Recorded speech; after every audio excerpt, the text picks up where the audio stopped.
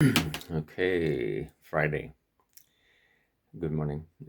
Friday is ruled by the planet Shukra, which is Venus. Um, Venus is the Roman name for the goddess Aphrodite, the goddess of love and beauty. She she she took care of many more things also, but if you're equating it to the Hindu side of things, that's Lakshmi. On this day, you can go to, there aren't terribly large amount of Lakshmi temples around. They're usually associated within a Vishnu temple. But like in Mysore, at the palace, there is a uh, Varaha, which is the boar-faced version of Vishnu temple, and behind it is a Mahalakshmi temple. It's really fabulous, but it's, if you don't feel like going in, having to pay to get into the palace and all that stuff, you can go on at an evening. But there are several Lakshmi temples. Lakshmi is just in the Vishnu temple, so you kind of have to go there. In Mysore too, if you've been on my Friday night tour where we go to all the Devi temples, there's a Mahalakshmi temple that's small and it's by itself. It's really beautiful. The priest is lovely. He does a lot of stuff for us.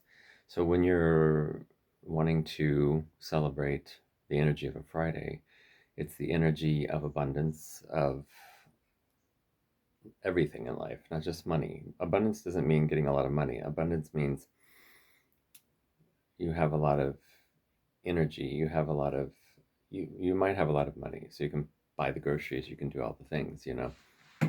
Has a lot to do with the home and the hearth and the way the body feels okay in the world. So that's one aspect of it.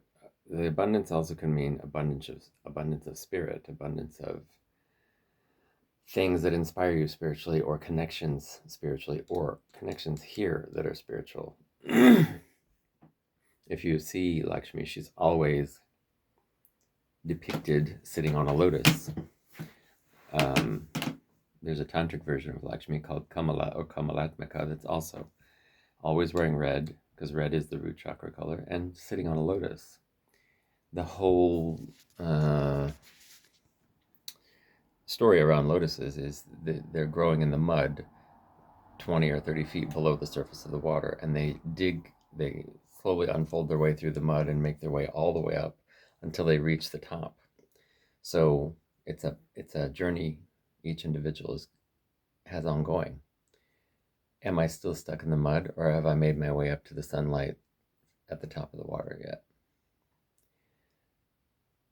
If you feel like you're getting pieces of sunlight, don't stop the work, whatever that work might be for you, because you still have a chance that you're going to go back down, because your mentality is going to get in a lower state one day and you're going to go down. So try to keep focusing up.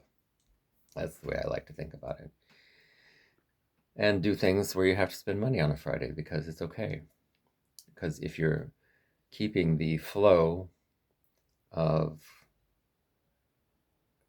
finances going, you have to spend it to make space for more to come in, and then it creates a circle and it keeps flowing like that. So those are the two ways I tend to focus on a Friday, on the energy of a Friday.